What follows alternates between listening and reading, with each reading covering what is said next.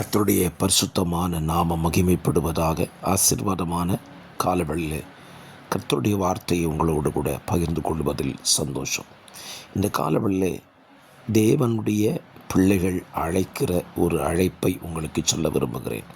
சங்கீதம் 95:5 6 நம்மை உண்டாக்கின கர்த்தருக்கு முன்பாக நாம் பணிந்து குனிந்து முழங்கால் படியிட கடவோம் வாருங்கள். ஆம், இந்த நாள் நம்முடைய தெய்வத்தை ஆராதிக்கிற நாள்.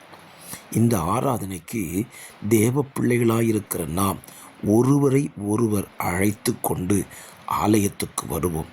எப்படி ஆராதிக்க வேண்டுமா? பணிந்து குனிந்து முழங்கால் படியிட்டு அவரை நாம் ஆராதிக்க வேண்டுமா? இந்த நாளிலே உங்கள் ஆலயங்களுக்கு சென்று இப்படி கர்த்தரை ஆராதியுங்கள். கர்த்தர் அதில் பிரியப்படுவார். ஆமேன்.